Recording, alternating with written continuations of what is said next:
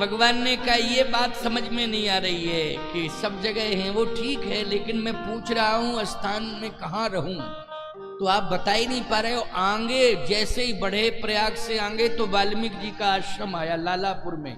आज वर्तमान में जो लालापुर है ये वाल्मीकि आश्रम है। वाल्मीकि आश्रम आ गया, वाल्मीकि जी महाराज से मिले भगवान।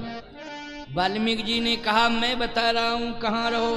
चित्रकूट गिरी करहु निवास, चित्रकूट गिरी करहु निवास, चित्रकूट गिरी करहु निवास, चित्रकूट गिरी करहु निवास। कहाँ तुम्हार सब भांति सुपास, कहाँ तुम्हार सब भांति सुपास, चित्रकूट गिरी करहु निवास, चित्रकूट गिरी करहु निवास। तुम्हार सब भांति सुपास। आप चित्रकूट में निवास करें। वाल्मीकि जी महाराज चाहते तो ये कह सकते थे चित्रकूट गिरि करहु प्रवासु, तो प्रवास में और निवास में अंतर है। निवास का मतलब है स्थायी और प्रवास का मतलब है अस्थायी। तो बोलो भाई संकेत मिल गया कि आपको निवास करना है। निवास मानी स्थायी। इस चौपाई में संकेत मिल रहा है नहीं मिल रहा है। और ये महर्षि वाल्मीकि जी कह रहे हैं चित्रकूट गिरि करहु निवासु, नहीं तो कह देते चित्रकूट गिरि करहु प्रवासु। आप कुछ दिन तक प्रवास करें, इसके बाद आप आगे बढ़ें। भगवान ने कहा आज्ञा शुरू है, मैं प्रवास करूंगा, निवास करूंगा। मन तो परिस्थिति तो प्रवास के लिए कह रही है, क्यों भाई परिस्थिति क्या कह रही है? प्रवास। लेकिन वाल्मीकि जी महाराज ने कहा तो प्रभु ने कहा आपने मेरे मन की बात कह दी महात्मा, ये मन की बात कही। भगवान ने कहा आपने महात्माओं में मन की बात आपने कही। मेरा चित्रकूट में रहने का मन था, लेकिन मन था कि मैं प्रवास करूंगा, लेकिन आपने कह दिया नहीं निवास करना है, तो संतों की मैं अवज्ञा नहीं कर सकता हूं, इसलिए आज्ञा श्रोधार्य करता हूं, मैं सदा निवास करूंगा चित्रकूट। गिरि करहु निवासु, गिरि अब यहां पर दृष्टि डालना, गिरिया गिरी है, गिरी मानी पर्वत। चित्रकूट में भौगोलिक दृष्टि से आप देख रहे होंगे तो यहाँ क्या है? यहाँ तो सब पर्वत ही पर्वत हैं। जहां पर आप दृष्टि डालें वहां पर्वत ही पर्वत दिखाई दे रहे। ये कहते कि कामदगिरी पर निवास करो तो अलग बात थी, लेकिन चित्रकूट गिरी, तो चित्रकूट एक धाम है, गिरी मानी पर्वत। जो चित्रकूट में पर्वत है उस पर आप निवास करें। अब पर्वत तो एक है क्या? पर्वत ही पर्वत है। अच्छा हनुमान जी बैठे हनुमान धारा, वो पर्वत है कि नहीं? बोलो भाई। अनसुईया आश्रम जहां अत्रि अनसुईया ने तपस्या की, वो पर्वत है कि नहीं? पर्वत है वो भी। मड़फा पहाड़ देखिए आप, वो भी पर्वत है। बोलो है पर्वत कि नहीं? कामदगिरि के बगल में लक्ष्मण पहाड़ी पर्वत, बोलो है कि नहीं? लक्ष्मण पहाड़ी कामदगिरि की परिक्रमा करते हो, बिल्कुल बगल ही में है ना, उसको क्या कहते हैं? लक्ष्मण पहाड़ी, वो भी पर्वत है। ये क्लियर कहां हुआ? कामदगिरि पर। सुनते जाओ, आपको मैं आज चूंकि कथा अष्टम दिवस की है और अष्टम दिवस में भगवान राम कथा के माध्यम से चित्रकूट में प्रवेश करेंगे, है ना? अष्टम दिवस में तो जब चित्रकूट में प्रवेश करेंगे तो हम चित्रकूट की महिमा आपको सुनाएंगे। और चित्रकूट में बैठ करके चित्रकूट की महिमा आप ना सुने तो क्या मतलब होगा? और हम यहाँ रह रहे हैं और कथा कह रहे हैं और महिमा ना सुनाए तो क्या मतलब। और चित्रकूट धाम में आप कथा सुनने आए हैं, 500-700 किलोमीटर से लोग, 800 किलोमीटर से लोग चल के आए हैं।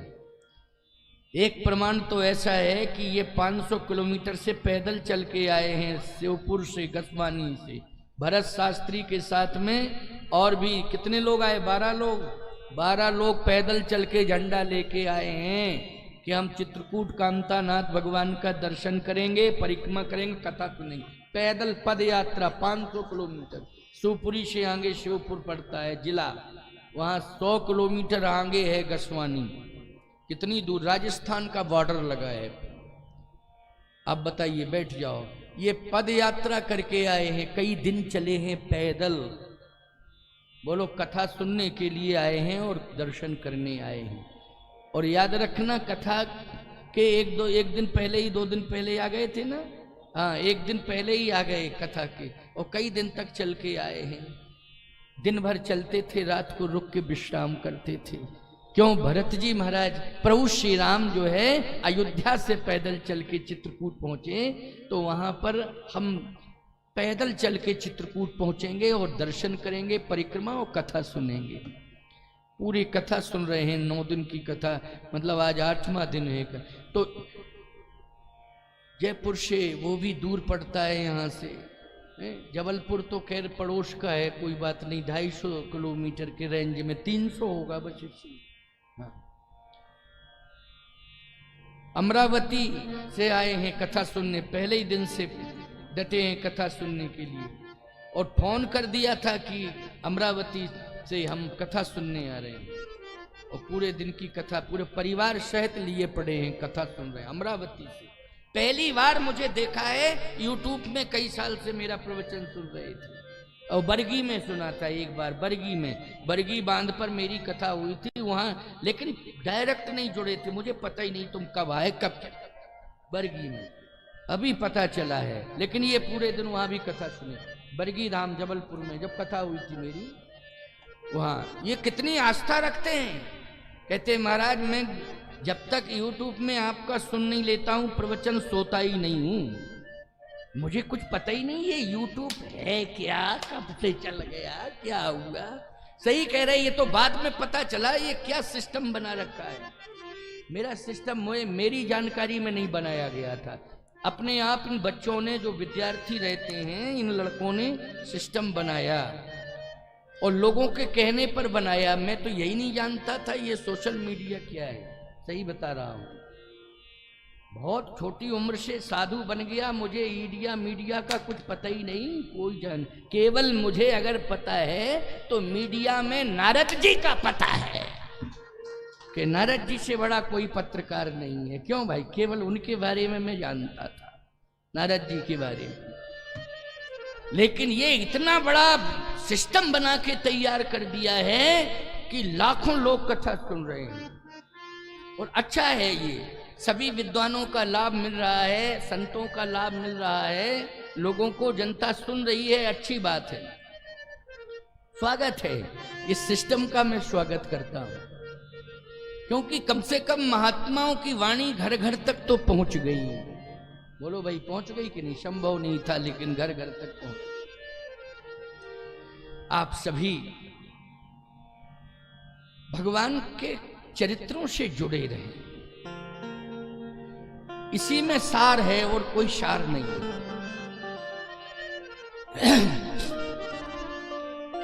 भगवान ने कहा ठीक है मैं जा रहा हूं चित्रकूट, लेकिन कामदगिर किसने बताया भगवान को, ये बताइए।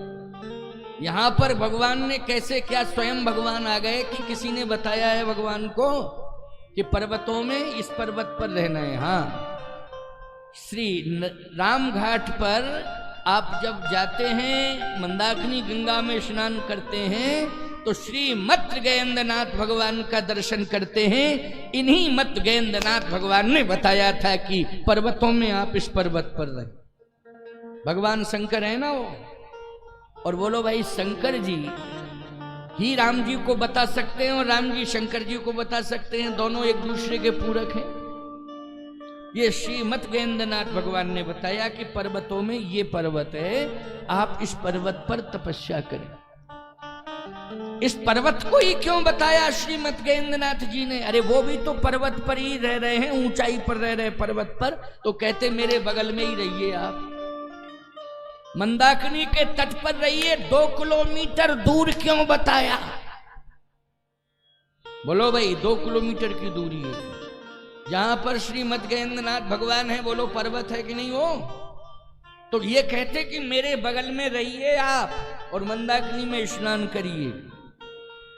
नहीं नहीं, 2 किलोमीटर दूर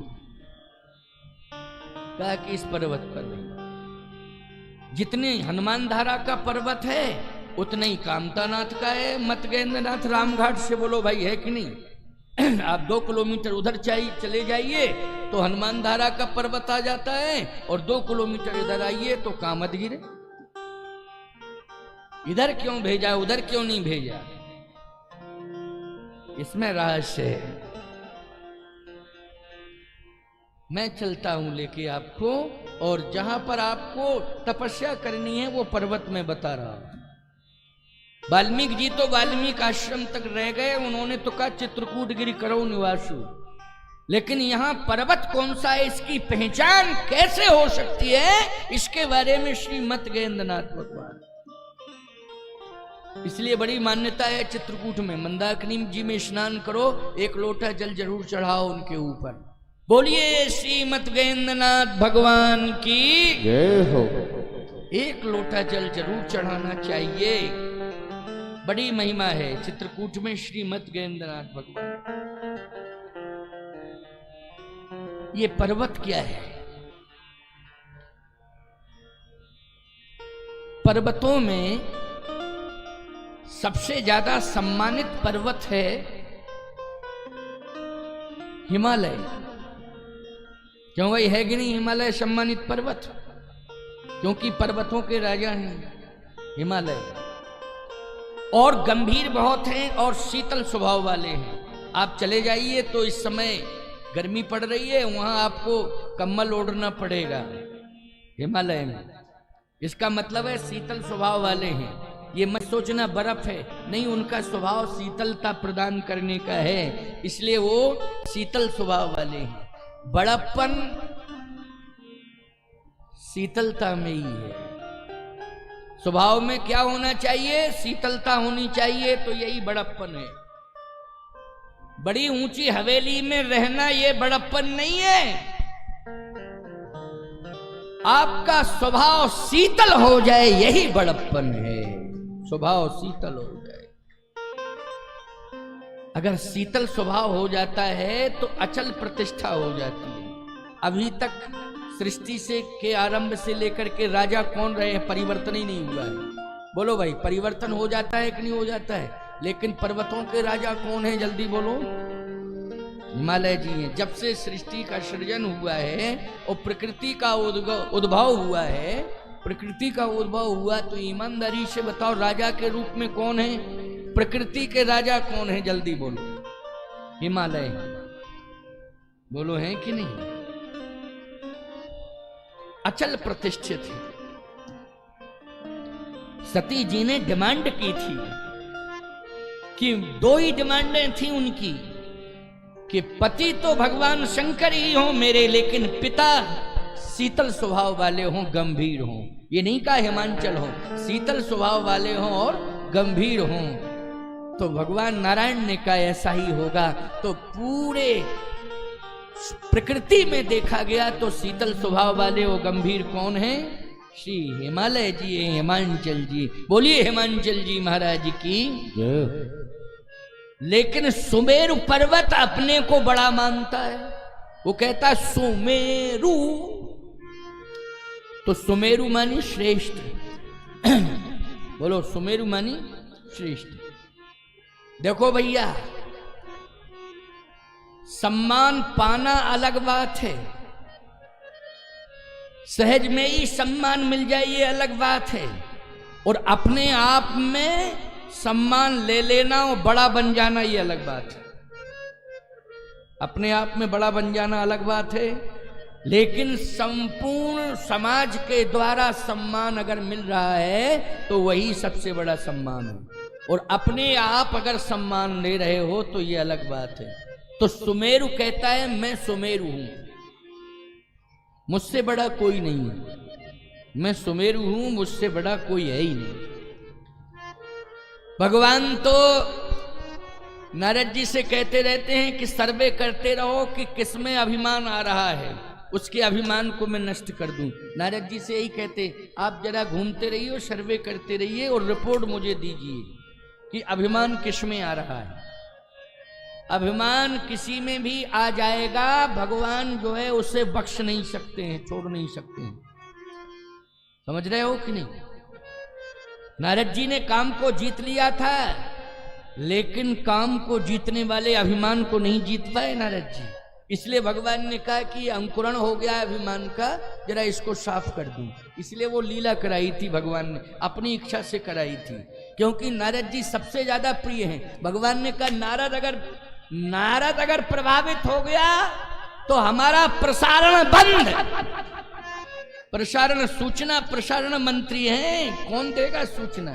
सूचना प्रसारण मंत्री प्रभावित हो जाएगा, सूचना विभाग, बोलो सूचना विभाग। इसलिए मैं नारद को प्रभावित नहीं होने दूंगा, नारद को तो मैं सुरक्षित रखूंगा। लेकिन काम को जीत लिया, लेकिन काम के जीतने के अभिमान को नारद जी नहीं जीत पाए। है कोई जिसने काम को जीता हो? है कोई जिसने काम को जीता हो? है? भगवान ने कहा ऐसा है, ये मेरा प्रिय भक्त है, प्रिय पार्षद है, अगर ये प्रभावित होगा तो अच्छा नहीं होगा। माता पिता अपने पुत्र के उत्कर्ष को देखना चाहते हैं, अपकर्ष को नहीं देखना चाहते। भक्त जितने भी हैं वो पुत्र के रूप में हैं भगवान की। और याद रखना, एक ही माँ ही वही है और पिता भी वही है। धरती पर तो माँ अलग होती है और पिता अलग होता है, लेकिन पूरी सृष्टि में भक्त के लिए माता पिता सब कुछ परमात्मा ही है प्यारे। वही माँ है और वही पिता है। करहु सदा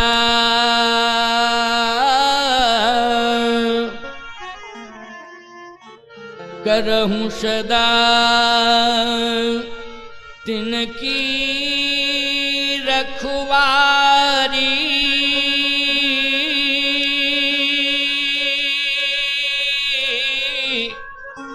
और जिम बालक राखहीं महतारी। करो सदा तिनकी रखवारी और जिम बालक राखें महतारी। भगवान ने कहा ये मेरा बालक, ये मेरा प्रिय पुत्र आज प्रभावित हो रहा है, इसे मैं बचाऊंगा। सावधान। नारद जी ने रिपोर्ट दी कि सुमेरु पर्वत को अभिमान हो गया है। रिपोर्ट दी सुमेरु पर्वत को अभिमान हो गया। क्या अभिमान हुआ है? ये पौराणिक कथा है, ये रामायण में नहीं लिखा है, याद रखना। नहीं तो कहोगे महाराज रामायण पूरी पढ़ डाली मैंने, लेकिन कहीं प्रमाण ही नहीं मिला है। ये पौराणिक प्रमाण है।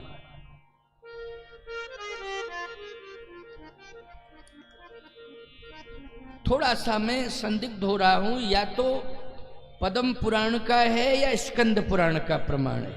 इन दोनों में से थोड़ा कंफर्म करूंगा तो कल बता दूंगा, लेकिन दोनों में से किसी एक पुराण का प्रमाण है। वाल्मीकि रामायण में भी स्पष्ट रूप से नहीं लिखा है, महिमा बहुत लिखी है, लेकिन ध्यान से सुनना मेरी बात को। हाँ, थोड़ा सभी को जगह देते रहो बैठने के लिए, क्योंकि जगह कम पड़ रही है, जनता ज्यादा है और परिसर छोटा पड़ गया।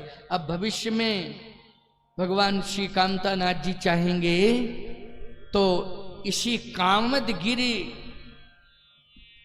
भवन में ही, इस कामदगिरी परिक्षेत्र में ही कोई बड़ा भवन बनके तैयार हो जाएगा। यहीं पर होगा, कहीं दूर नहीं, यहीं बड़ा भवन विस्तार हो जाएगा। मैं समझ रहा हूं, मैं नहीं जानता था कि इतनी उपस्थिति हो जाएगी। लेकिन उपस्थिति ज्यादा हो गई, लोग बाहर बैठे हैं। कुछ महात्मा तो समाधि के सामने कुर्सियां डाल के बैठे हैं, कुछ नीचे बैठे हैं, कुछ साइड में बैठे हैं बाहर, क्योंकि क्या करें, यहाँ जगह ही नहीं बची है, जगह ही नहीं बची है।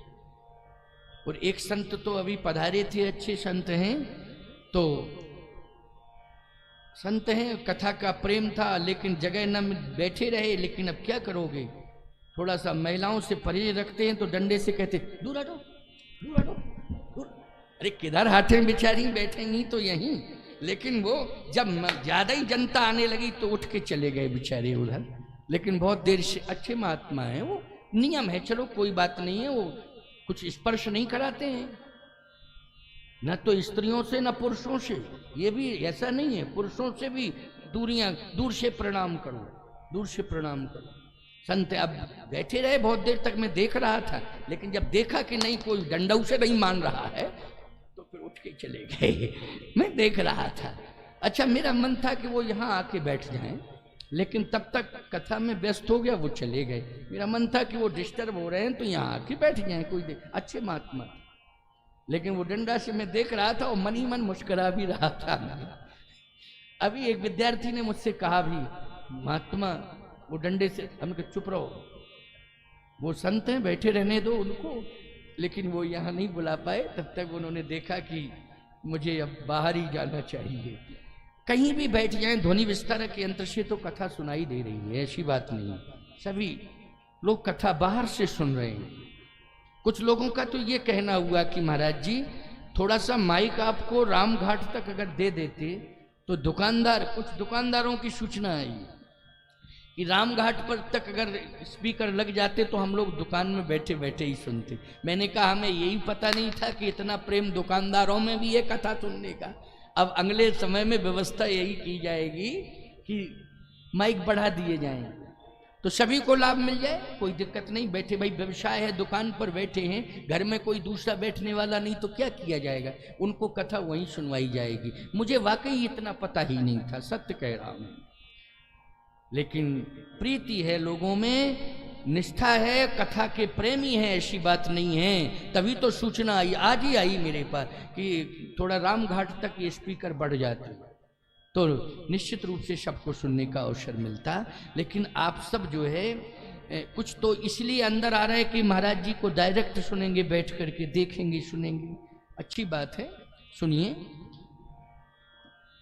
सुमेरु पर्वत को अभिमान हो गया, और सुमेर पर्वत को जब अभिमान हुआ तो नारद जी ने सूचना दी कि प्रभु सुमेर पर्वत को अभिमान हो गया। कैसे पता चला, क्या बात, क्यों हुआ अभिमान? बोले मैंने थोड़ी सी चर्चा की तो उनके मुख से निकल गया कि नारद जी एक बात बताओ, आप पूरी दुनिया में घूमते हो, मुझसे ऊंचा कोई बड़ा है? मेरा नाम है सुमेरु, और सुमेरु का अर्थ क्या है? तो महाराज मैं क्या बता दूं, मैंने, मेरा स्वभाव है, मैंने ये कह दिया कि तुम कुछ भी बड़े नहीं हो, अभी बहुत बड़े हैं। कौन है? हिमाचल जी तो, हिमालय तो राजा हैं। तो बोले, और बढ़ना शुरू कर दिया उन्होंने। तो बोले हिमालय ने क्या कहा है? बोले वो तो गंभीर है, कुछ नहीं बोले, रोका नहीं। कहे नहीं नहीं, देखो इसी को महानता कहते। क्यों भाई, चल तू बढ़ ले, अब तू बढ़ ले, कोई बात नहीं, मैं कुछ नहीं, राजा थे नहीं डिसीजन ले लेते। उन्होंने कहा भगवान के हाथ में डिसीजन है, मुझे कुछ नहीं करना, प्रभु जानेंगे, उनकी व्यवस्था है। फिर क्या हुआ? बोले महाराज वो हिमालय से ऊंचाई पर पहुंच गए बढ़ते बढ़ते। अरे पहुंच जाए, लेकिन राजा तो हिमालय ही रहेगा, लेकिन उनको जाके रोक दो, सिस्टम फेल मत करो, सिस्टम बनाया हुआ है तो उसकी मर्यादा का पालन करो।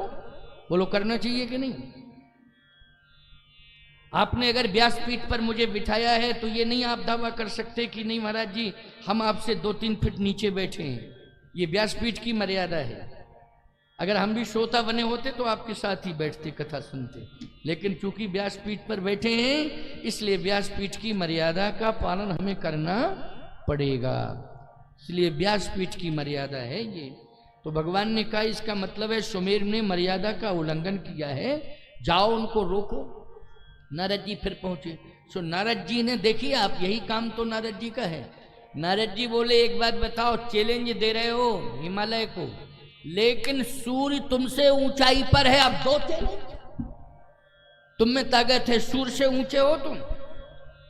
उसने कहा मैं सूर से ऊंचा होऊंगा। तो फिर बढ़ना शुरू किया और नारद जी इतना कह के चले आए। ये तो नहीं कहा कि भगवान ने कहा है मत बढ़ो। नारद जी तो नारद जी हैं, ये भी आनंद लेते हैं, याद रखना। नारद जी ने कहा कि हिमालय से ऊंचे तुम हो सकते हो, बढ़ सकते हो, लेकिन सूर से ऊंचे नहीं हो सकते हो। सूर्य ऊंचाई पर है कि नहीं? कहता अच्छा नारद जी ऐसा है, तुमने कह दिया है, अब मैं सूर्य को प्रभावित करूंगा। बढ़ने लगे तो सूर्य प्रभावित हुआ। सूर्य ने प्रार्थना की प्रभु अंधकार ही अंधकार होने वाला है, सिस्टम फेल हो रहा है, ये सुमेर बढ़ता चला आ रहा है और कह रहा है कि मैं तुझे ढक दूंगा। अब आप जानो, आपका काम जानो। भगवान ने कहा अच्छा, अभी तो हिमालय को चैलेंज दे रहा था, अब सूर्य तुझे चैलेंज देने लगा। समझ में आ रहा है कि अभिमान के कारण अज्ञान आ गया है, ज्ञान समाप्त हो गया। देखो अभिमान जहां आ जाता, कितना ही बड़ा ज्ञानी क्यों ना हो, एक बात और सुन लीजिए, कितना ही बड़ा ज्ञानी क्यों ना हो, लेकिन यदि उसमें अभिमान आ जाता है तो अभिमान उसे अज्ञान बनाने लगता है। फिर लोग कहते हैं यार इतना ज्ञानी होकर के बड़ी अज्ञानता की बात कर रहा है, हो क्या गया? अभिमान करा रहा है, ये अभिमान उसको रगड़ रहा है और प्रभावित कर रहा है उसे, इसलिए उसका ज्ञान जो है काम नहीं करता है, ज्ञान काम नहीं करता है। साफ सुथरा शीशा हो, उस पर कालिमा पोत दो तुम, तो क्या काम करेगा वो? बोलो भाई। चाहे जितना सोने से ही क्यों ना मढ़ा हो, फ्रेमिंग सोने की हो, उसमें हीरे लगे हों, उसमें कीमती कीमती रत्न जड़े हों, लेकिन अगर आपने उस कांच पर जो है कालिमा पोत दी, तो बोलो भाई वो शीशा हीरे मोती सोने से क्या प्रभाव दे सकता है? बोलो जल्दी। प्रभाव नहीं दे सकता, क्योंकि कुछ दिखेगा ही नहीं। इसलिए हमेशा इस बात का ध्यान रखना चाहिए, जैसे किसी भी चीज को साफ करते हो ना, तो आप निरमा का प्रयोग करते हो, साबुन का प्रयोग करते हो, या किसी राख आदि का प्रयोग करते हो साफ करने में, करते हो कि नहीं करते हो? ऐसे ही हमें ज्ञान को अगर साफ करना है, ये ज्ञान धूमिल ना हो जाए, तो हमें हमेशा भगवान के चरणों से जुड़ा रहना चाहिए और प्रभु के चरणों में दैन्यता समर्पित करते रहना चाहिए। तो हमारा ज्ञान का दर्पण कभी धुंधला नहीं होगा भगवान के चरणों में, कि भगवान से बड़ा कोई नहीं। रावण के जीवन में यही तो कमी थी। रावण कहता था मैं किसी को नहीं मानता हूं। अरे बोले ब्रह्मा जी को, शंकर जी को, अरे बोले वेद पढ़े विद शंभु समीत पुजावन रावण के घर आवे, सब हमारे यहाँ आते, हमारे यहाँ आते हैं, तो प्रभाव किसका है? उनका है कि मेरा है? इसका मतलब यह है कि तेरे ज्ञान के अभिमान को आज समूल नष्ट हो जाए। तेरा अज्ञानता के कारण तू विनाश की ओर जा रहा है, इसलिए आज मैं अपनी उपस्थिति दर्ज करा करके परमात्मा को निमंत्रण दे रहा हूं कि आ जाओ ईश्वर, अब इनको समझ लो और इनके अस्तित्व को थोड़ा सा समझ लीजिए।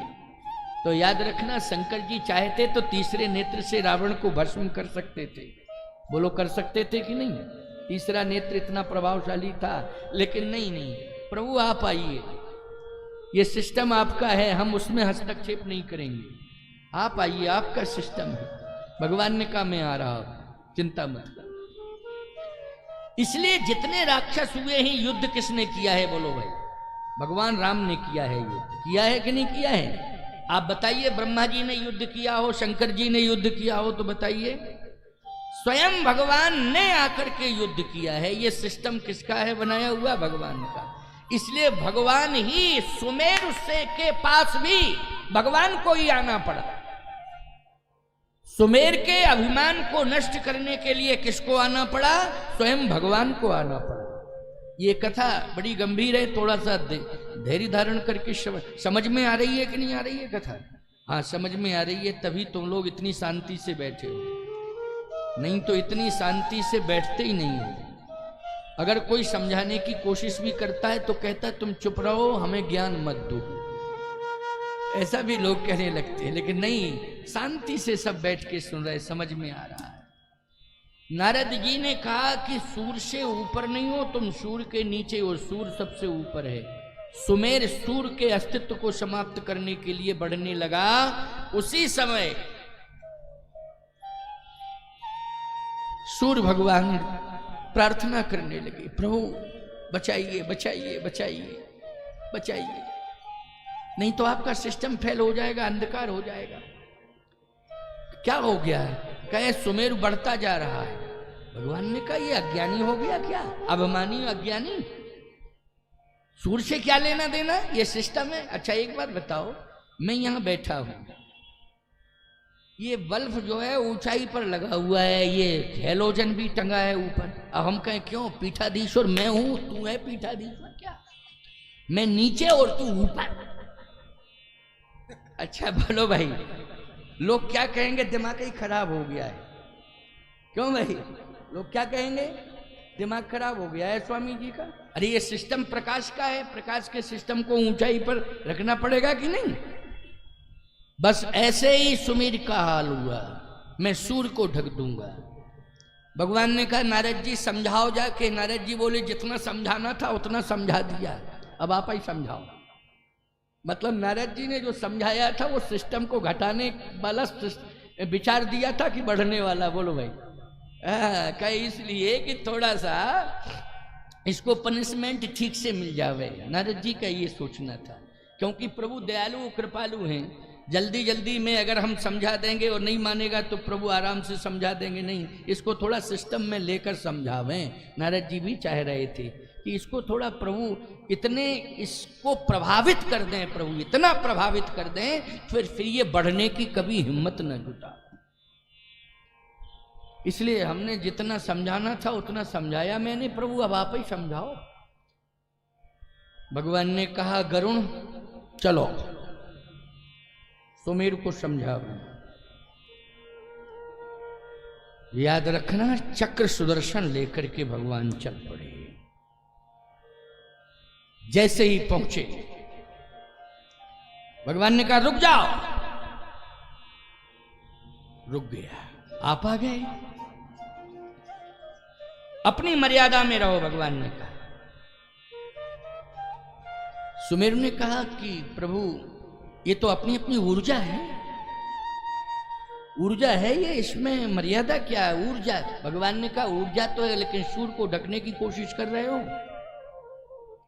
ये मर्यादा का उल्लंघन नहीं है। सुमेर कहने लगा सूर्य और ऊपर बढ़ जावे, अगर ताकत है उसमें तो ऊपर और बढ़ जावे, क्या दिक्कत की बात है? भगवान ने कहा नहीं, ज्यादा ऊंचाई पर अगर प्रकाश को कर दिया जाए तो फिर प्रकाश मिलेगा ही नहीं। आखिर सिस्टम को समझना पड़ेगा ना। धरती में प्रकाश कितनी ऊंचाई तक आ सकता है, उतनी ऊंचाई तक सिस्टम जमाया जाएगा, बनाया जाएगा। और यदि सिस्टम को ज्यादा ऊंचा कर दिया जाएगा तो प्रकाश उतना नहीं मिलेगा जितना मिलना चाहिए। भगवान ने कहा वो सिस्टम से मैंने सूर्य की एक सीमा है, इसलिए सीमा के अंदर सूर्य रहेंगे, आप अपनी सीमा के अंदर रहो। भगवान ने समझा करके जैसे पीठ दी तो फिर बढ़ना शुरू कर दिया। गरुड़ जी ने कहा महाराज बैक लाइट से देख रहा हूं कि वो फिर बढ़ना शुरू कर दिया। बैक लाइट होती है ना एक, अच्छा ड्राइवर को पीछे का दिखाई देता है कि नहीं देता है? बोलो भाई, क्यों दिखाई देता है? वो सिस्टम होता है उसमें। गरुड़ ने कहा महाराज वो तो फिर बढ़ना, अच्छा समझाया था, फिर वैसे जैसे ही मुड़े गरुड़ जी तो फिर पढ़ रहा था। भगवान ने कहा रोको इसको। गरुड़ जी बैठ गए, बैठ गए गरुड़ जी। अब जैसे बैठे तो ताकत लगावे लेकिन बढ़ ना पावे। चक्र सुदर्शन को क्रोध आया सो मस्तक काट दी, मस्तक काट दिया।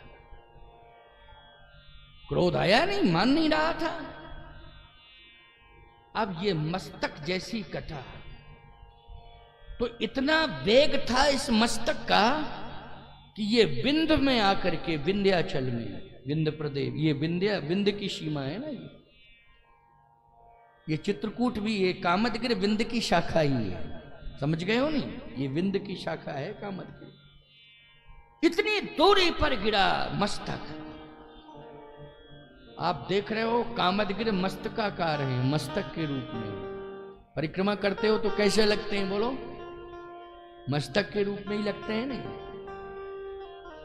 धनुषाकार तो इसलिए हैं कि जब भगवान ने अपना धनुष रखा तो वो धनुषाकार हो गए, लेकिन है तो मस्तकाकार, लेकिन भगवान ने जब यहाँ बैठे वो धनुष रखा तो धनुषाकार हो गए। आप दूर से देखिएगा तो धनुष का आकार है, वो आकार धनुष का नहीं है, बल्कि कामदगिरि पर्वत पर भगवान श्री राम का धनुष ही रखा हुआ है, इसलिए वो धनुषाकार दिखाई देते हैं, वो धनुष का ही दर्शन होता है, प्रत्यक्ष रूप से वो धनुष रखा है। ऐसा धनुष तो अयोध्या में भी नहीं है, बताइए पूरी सृष्टि में चले जाइए, ऐसा धनुष है कहीं? त्रिशूल, आप जाएं कैलाश की यात्रा पर, वहां शिव का त्रिशूल का दर्शन होता है, बोलो होता है? पर्वत में किसका दर्शन होता है? त्रिशूल का, क्योंकि शंकर जी ने तपस्या कहाँ की है? भगवान शंकर ने तपस्या कैलाश पर्वत पर की है, इसलिए वहां त्रिशूल का दर्शन होता है। भगवान राम ने चित्रकूट में कामदगिरि पर तपस्या की है, इसलिए भगवान राम के धनुष का दर्शन होता है, कामदगिरि के शिखर पर भगवान के धनुष का दर्शन होता है। ये प्रत्यक्ष प्रमाण है, आप दूर से देख लीजिएगा, धनुषाकार है कामद, वस्तुतः है ये सुमेरु का मस्तक। अब क्योंकि ये पर्वत जब बढ़ते थे तो उड़ते थे, क्या करते थे? इनमें पंख लगे थे ना, उड़ने का सिस्टम था। अब मस्तक कटा, वो पूंछ मटकी, चक्र सुदर्शन को आया क्रोध कि जब मस्तक कट गया तो ये पूंछ अभी भी दुस्साहस कर रही है। चक्र सुदर्शन ने पुच्छ को काट दिया, अब मध्य का भाग रह गया, केवल मस्तक चला गया और पुच्छ चली गई। पुच्छ इतनी दूर गिरी कि वही ब्रज भूमि पर गोवर्धन के रूप में स्थापित हो गई, इसलिए पुच्छाकार है वो। ये मस्तकाकार है कामदगिरि और गोवर्धन पुच्छाकार हैं, लंबे लंबे पूंछ की तरह, बोलो है कि नहीं? परिक्रमा करते होगे ना तुम लोग, इसलिए परिक्रमा बड़ी है, 21 किलोमीटर लगभग परिक्रमा पड़ जाती है गिरिराज जी की, बोलो भाई, लगभग मुझे इतना ही पता है। और कामदगिरि की 5 किलोमीटर, 5.25 किलोमीटर की परिक्रमा है। तो मस्तक में और पूंछ में, पूंछ लंबी होती है और मस्तक गोलाकार होता है ना।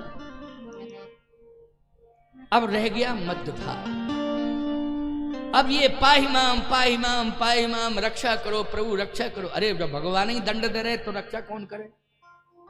अरे दूसरा कोई सजा दे रहा हो तो भगवान रक्षा करें, लेकिन जब भगवान ही ये कार्य कर रहे हैं, शरणागत हो गया, प्रभु रक्षा करो, कल्याण करो मेरा।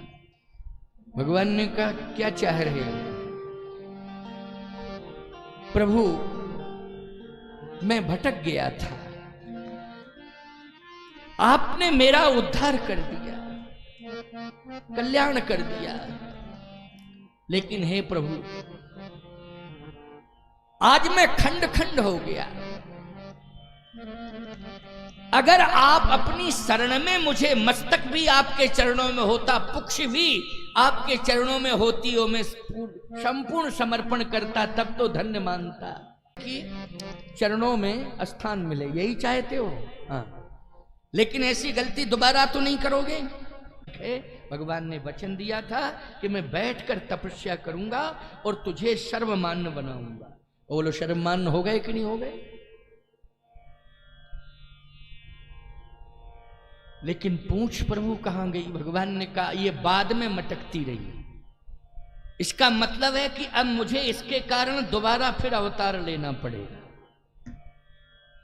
इसके कारण मुझे दोबारा अवतार फिर लेना पड़ेगा, क्योंकि बाद में ये मटकती रही। तो एक युग में, मतलब त्रेता में रामा अवतार होगा, उसमें राम बन करके मैं तेरे मस्तक पर बैठकर तप करूंगा और तेरा पूजन करूंगा और जब मेरा दोबारा अवतार होगा द्वापर में तो मैं कृष्ण बन करके तेरी पूजा गोवर्धन के रूप में करूंगा और सर्वमान्य घोषित करूंगा।